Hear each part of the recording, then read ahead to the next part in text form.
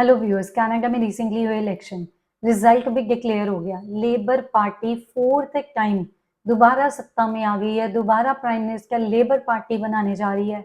Mark Carney जो उन्होंने recently चुना था, वो इस टाइम पे दोबारा प्राइम मिनिस्टर बन रहे हैं। सो गाइस, अच्छी न्यूज है कि लीज के माइग्रेशन को लेके, क्योंकि मैंने पहले भी बताया था, अगर पियर पोलिवियम जो कंजर्वेटिव पार्टी के लिए अगर दोबारा आ जाते हैं तो इस टाइम पे ये लाइक प्रॉब्लम रह सकती है कि वो माइग्रेशन को और ज्यादा कम करेंगे, और ज्यादा स्ट्रिक्टनेस उस पर रहेगी। लेकिन जो मार्क कार्नी की पार्टी है, लेबर पार्टी है, वो शुरू से माइग्रेशन फ्रेंडली रही है। और वैसे भी इन्होंने आके जो भी चेंजेस अनाउंस करने की बात की, जिस तरीके से इन्होंने सत्ता पे वर्क किया है, तो इन सभी चीजों को देख के लगता नहीं है कि इमिग्रेशन बहुत ज्यादा आने वाले टाइम में स्ट्रिक्ट होएगा। तो गुड न्यूज है। आज के वीडियो में इसी के बारे में डिटेल में डिस्कस करते हैं। तो वीडियो होने जा रहा है इंफॉर्मेटिव, कृपया करके अंत तक देखना। व्यू पॉइंट अपना आपके सामने रख रही हूँ। क्या कारण है जो मार्क कार्नी को विजय की तरफ लेके गए हैं, लेबर पार्टी दोबारा इन्होंने क्या स्ट्रैटेजिक मूव किया है जो as compare to other parties इनकी विक्ट्री हुई है। सो गाइस, वीडियो के डिटेल में जानने के लिए अंत तक जरूर देखिए, ज्यादा से ज्यादा लोगों के साथ शेयर करें। मेरा एक व्यू पॉइंट अपना सामने रखा है।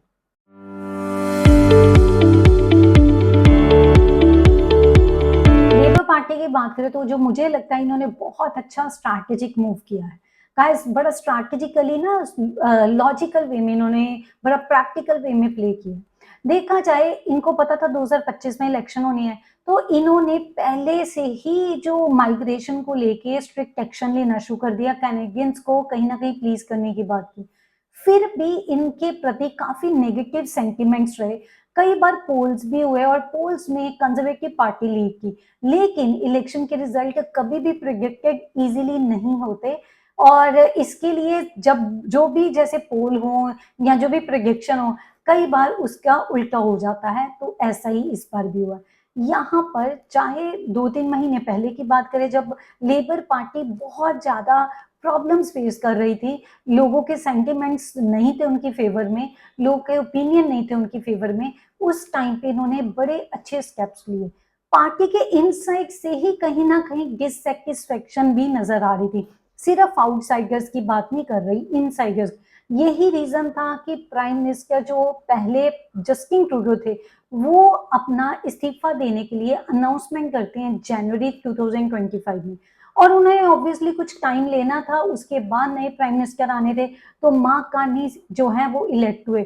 और मीनवाइल जनवरी से मार्च के बीच में ऐसा नहीं है कि कोई नाम सामने ना आया हो, काफी लोगों के नाम सामने आए, लेकिन मार्क कार्नी सोचा नहीं था कि वो प्राइम मिनिस्टर बनेंगे। बट पार्टी ने बहुत ही अच्छा स्ट्रैटेजिक मूव लिया और मार्क कार्नी को इलेक्ट किया। वो बड़े काम, पॉलिटिकली स्टेबल, इकोनॉमी को अंडरस्टैंड करने वाले हैं। तो जब वो आए भी ना, उन्होंने जो भी पार्टी ने उनके ऊपर विश्वास किया था, वो उन्होंने उस विश्वास को प्रूव किया। ना तो उन्होंने ड्रामेटिक चेंजेस किए, नहीं तो आते सत्ता में अनाउंस करते कुछ चेंज, बहुत ज्यादा ड्रामेटिक चेंजेस नहीं हुए। लेकिन आने के बाद कुछ दिन बाद उन्होंने इलेक्शंस की बात जरूर कर दी। और इसको मैं कंपेयर करूंगी यूके के साथ। यूके में भी सेम सिचुएशन हुई थी। काफी देर से पार्टी जीत रही थी, ऋषि सुनक को लास्ट मोमेंट पे बनाया गया प्राइम मिनिस्टर, लेकिन उस टाइम पे ऐसा कुछ नहीं हुआ था कि उन्होंने एकदम से इलेक्शंस की बात कर दी हो। यूके में ऐसा कुछ नहीं हुआ। और अनफॉर्चुनेटली ऋषि सुनक की पार्टी हार गई थी, तो वहां पर स्टामर प्राइम मिनिस्टर बन गए। अब कनाडा में थोड़ा स्ट्रैटेजिक मूव बड़ा प्लान्ड वे में इन्होंने किया। तो जैसे ये मार्क कार्नी आते हैं, इन्होंने आते नो डाउट मिनिस्टर्स में रीशफलिंग किया। इवन इमिग्रेशन मिनिस्टर भी चेंज हो गए। जो पहले मार्क मिलर थे, उनकी जगह रेशल बेंगेन ने ले ली। तो इस टाइम पे वो इमिग्रेशन को संभाल रही हैं। लेट अस सी आने वाले टाइम में और क्या रीशफलिंग होती है, तो वो डेफिनेटली आपको बताऊंगी। लेकिन जितना इनका टाइम रहा ना, इन्होंने बहुत ज्यादा उस चीज को बड़ा सेंसिटिव वे में इसको हैंडल किया। ये नहीं कि उसके साथ कुछ प्ले किया हो। तो ये सारी चीजें कहीं ना कहीं उनकी जीत की तरफ इशारा करती थी। एक और चीज जो मेजरली कंट्रीब्यूट की है जो उनकी विक्ट्री में, वो है प्रेसिडेंट ट्रम्प की तरफ से जो अनाउंसमेंट्स होती रही हैं। कभी वो कहते हैं 51 स्टेट बना रहे हैं, इनको इंडिपेंडेंट नहीं रहना, ये प्रोविंस बन जाएंगी यूएस का, टैरिफ्स बढ़ा दिए जाए।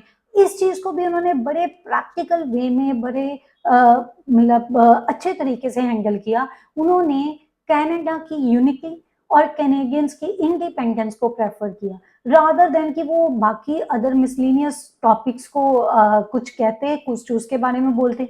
उन्होंने कनाडा को एज अ होल प्रेजेंट किया। So that is the reason जो उनकी विक्ट्री की तरफ उनको लेके गया है। सो congratulations to new prime minister of Canada, Mark Carney. अब दूसरी तरफ ओपोजिशन पार्टी की बात करें, जो ओपोजिशन लीडर रहे हैं, कंजर्वेटिव पार्टी के लीडर रहे हैं, जो पोल्स में काफी बार आगे रहे हैं as compare to Labour Party, क्या कारण हो गया कि उनकी जो पावर है वो, या उनकी पार्टी पावर में नहीं आ पाई?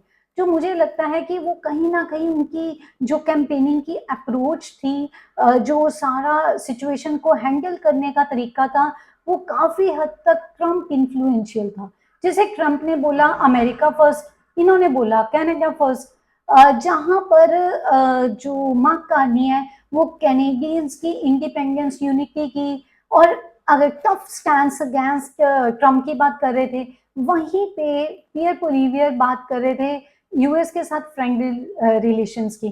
तो कहीं ना कहीं यूएस की तरफ से टैरिफ्स बढ़ाए जा रहे हैं, कनाडा की इकोनॉमी सफर कर रही है, काफी प्रॉब्लम्स कनाडा में फेस करने की बात हो रही है। तो वहीं पे मार्क कार्नी बहुत स्ट्रिक्ट है, लेकिन पियर पोलिवियर अच्छे रिलेशन बनाने की बात कर रहे थे। तो कहीं ना कहीं हो सकता है कैनेडियंस को ये अप्रोच अप्रोप्रिएट ना लगी हो। ना ही सिर्फ बड़े बड़े शहरों में, बट सबर्ब्स में भी लेबर पार्टी को वोट मिले हैं। तो ये कहीं ना कहीं उनकी जीत की तरफ लेके गई है उनको। तो बहुत अच्छी बात है। लेकिन एक चीज आपको जरूर बताना चाहती हूँ, माइग्रेशन को लेके मुझे नहीं लगता कोई बहुत ज्यादा बुरा आने वाला समय है फॉर कनाडा, क्योंकि काफ़ी चेंजेस तो ऑलरेडी हो चुके हैं। तो मुझे लगता है कि ये चेंजेस ऑब्वियसली जो हुए हैं वो कंटिन्यू तो रहेंगे ही रहेंगे, लेकिन इमिग्रेशन को लेके अब इससे ज़्यादा खराब हालात नहीं हो सकते। और अगर इंडिया की भी बात करें, तो इंडिया और कनाडा का जो रिलेशन है ना, इस टाइम पे, आने वाले टाइम में बेटर होएगा। जो ट्रूडो के टाइम पे कहीं न कहीं ट्रेड एग्रीमेंट्स रुक गए, कहीं न कहीं प्रॉब्लम्स आई दोनों गवर्नमेंट्स के बीच में।